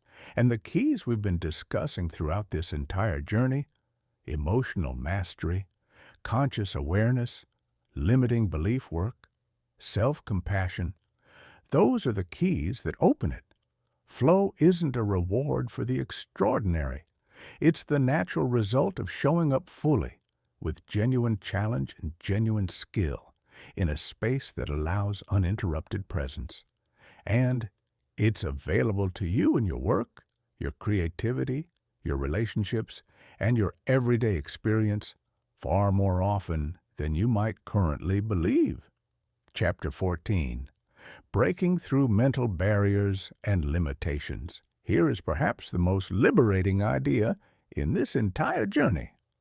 The ceiling you see above you is not made of concrete. It's made of thought.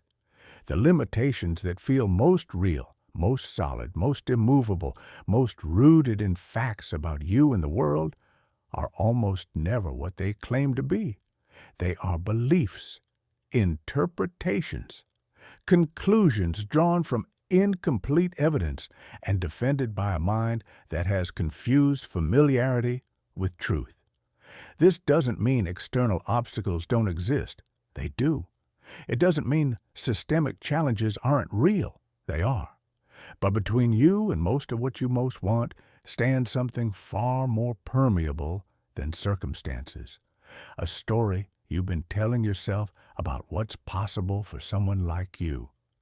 Mental barriers come in several distinct forms, and recognizing which type you're dealing with is the first step toward moving through it. Fear-based barriers are perhaps the most common and the most viscerally felt. Fear of failure, which stops you from attempting things that might not work. Fear of success, which paradoxically stops you from pursuing things that might work too well, bringing with them unfamiliar responsibility, changed relationships, or a new identity you're not sure you're ready for. Fear of judgment, which keeps you performing for an invisible audience of critics, editing yourself into smallness to avoid potential disapproval. These fears feel like survival signals. They engage the same neural machinery as actual physical threats, but they're almost never pointing at real danger. They're pointing at unfamiliarity, and unfamiliarity, however uncomfortable, is not danger. It's just the feeling of growth. Imposter syndrome creates a particularly cruel and specific barrier that disproportionately affects capable, thoughtful people.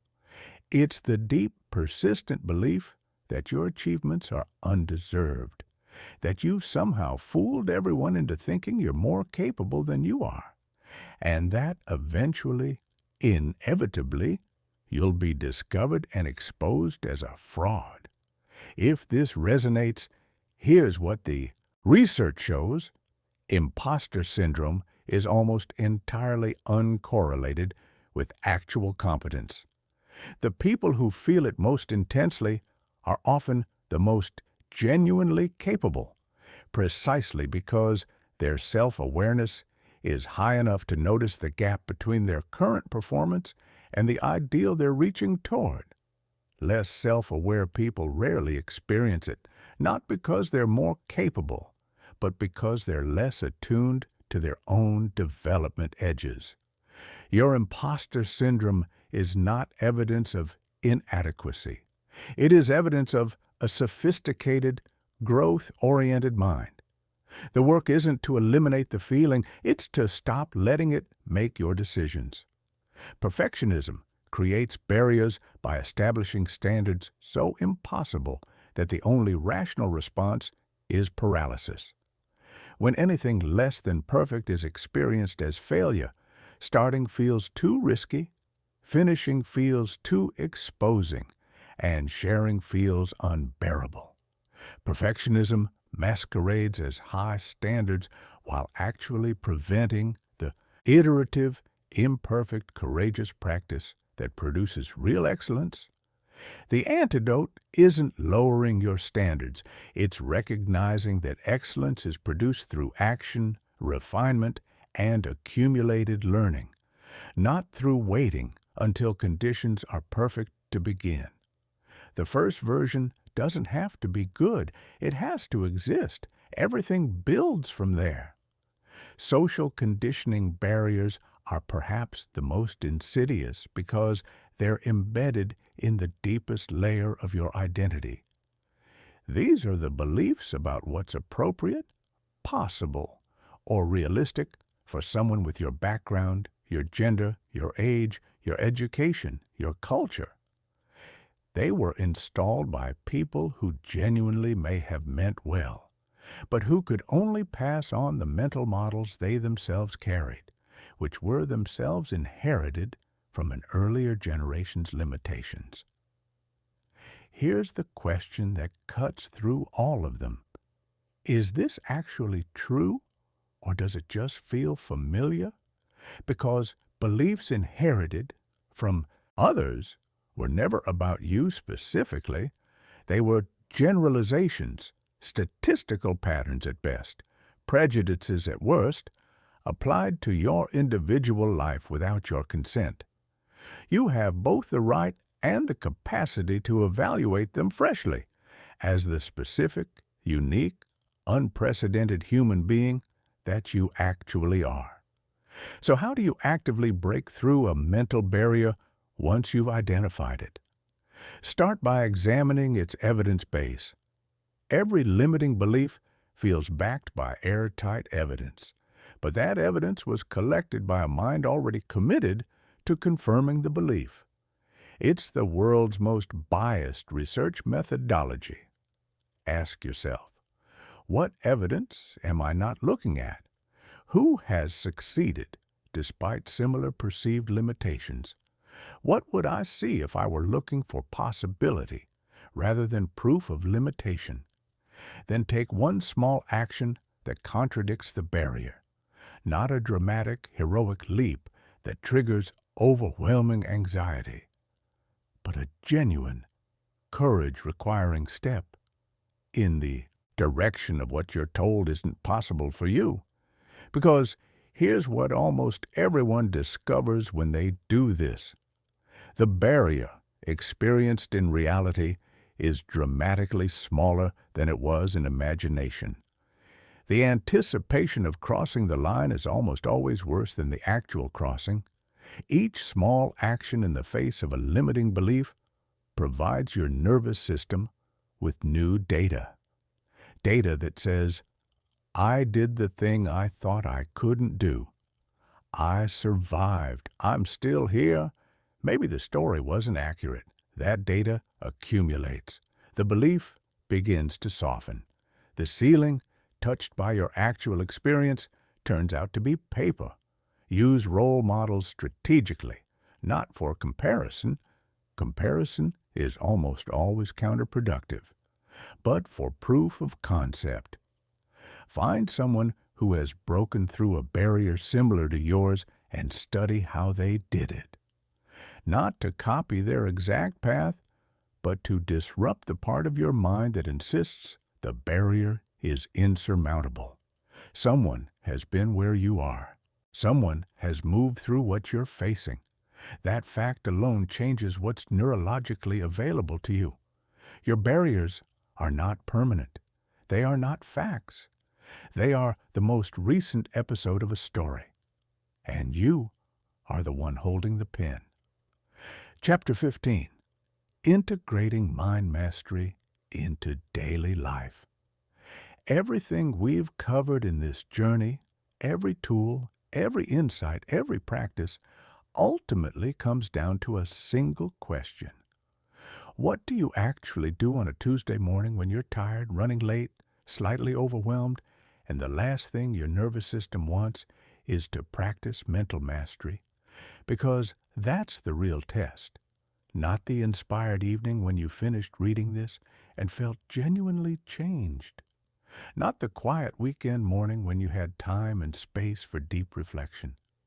The test is the ordinary Tuesday, the difficult Wednesday, the Friday afternoon when willpower is depleted and old patterns are calling like a familiar, comfortable song. Integration is the art of making these principles work when it's hardest, when life is full and messy and demanding, when you're not in the mood and the motivation isn't there and you'd honestly rather not. That's where real transformation either happens or doesn't. And here's the encouraging truth. Integration doesn't require perfect conditions. It doesn't require extra hours in your day. It requires a different relationship with the hours you already have. Let's build that relationship deliberately. The morning is your highest leverage window.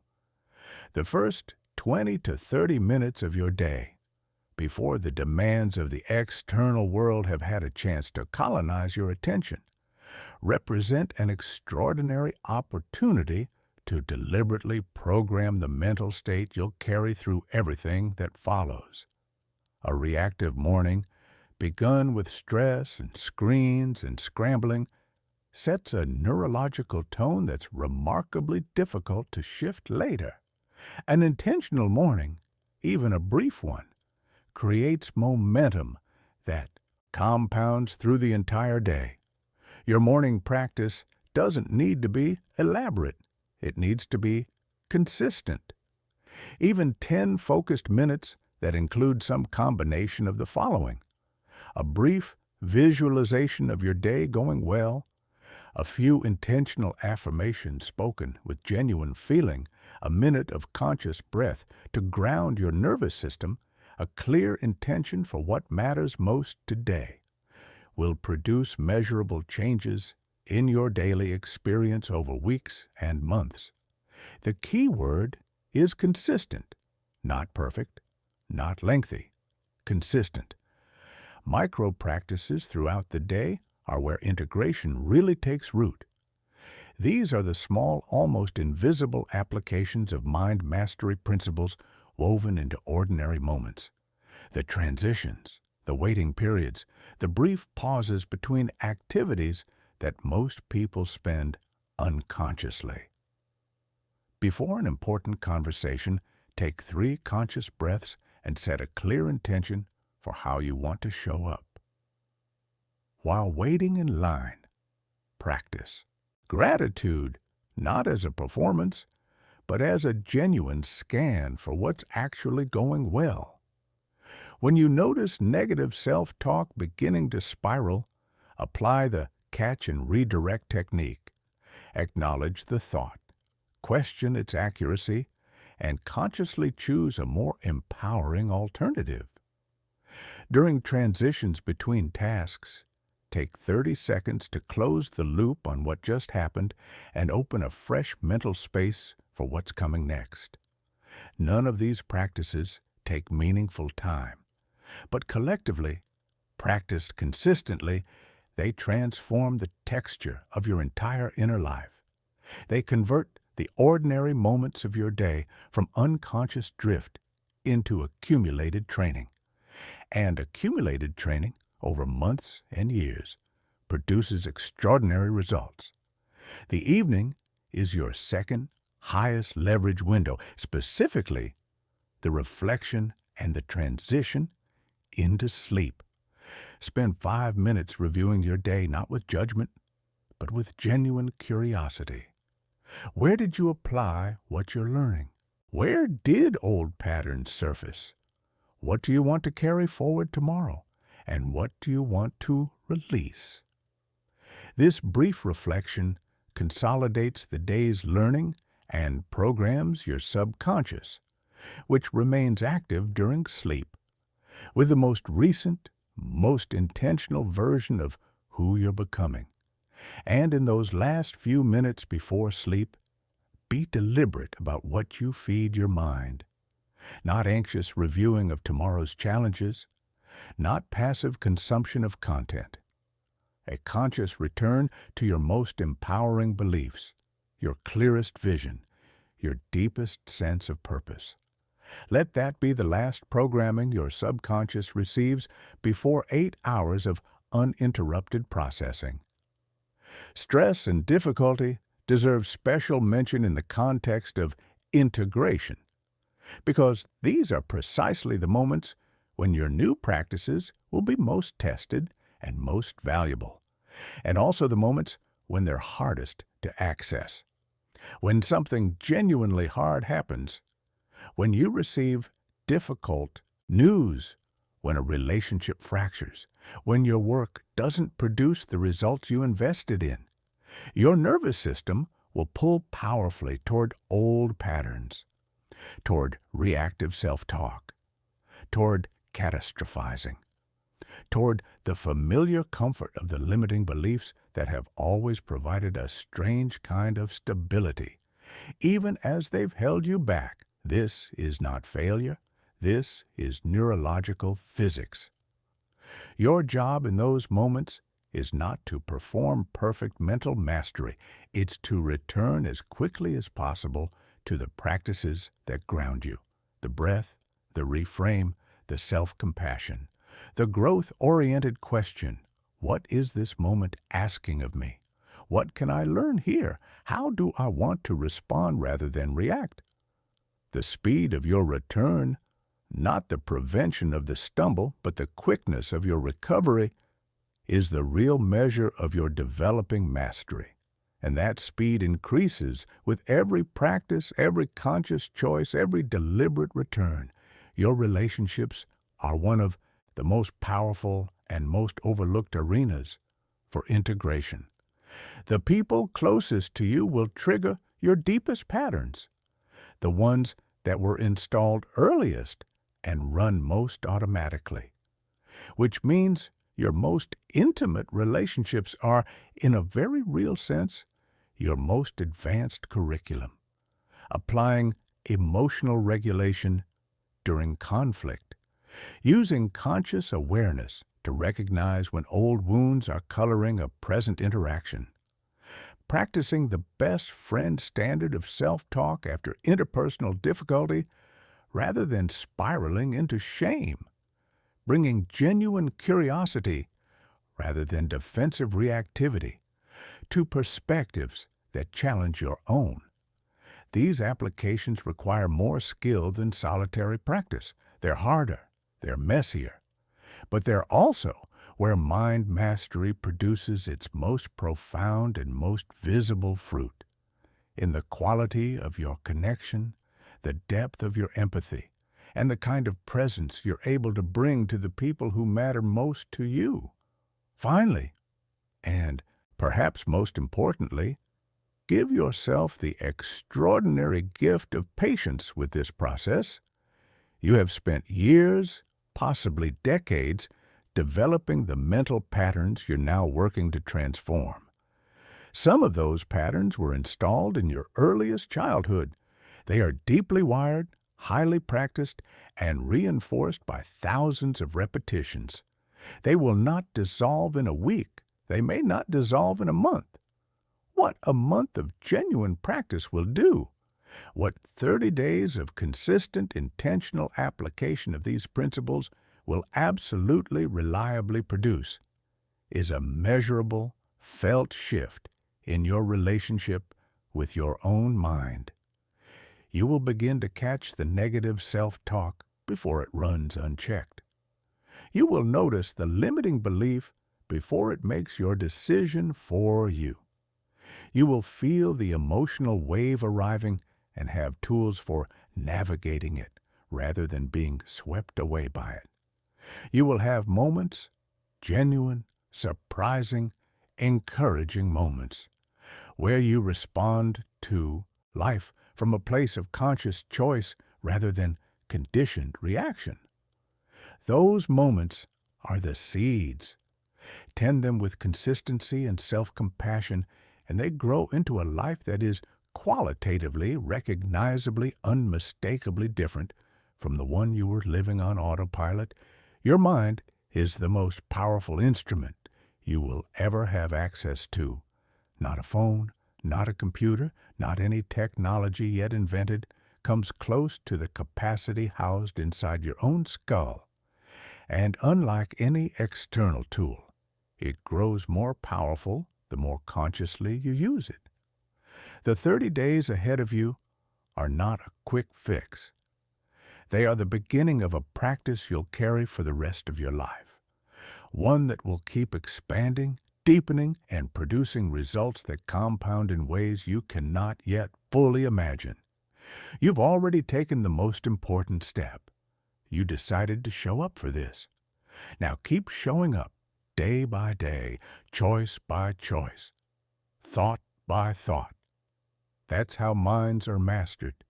That's how lives are transformed. And that's exactly what you're doing.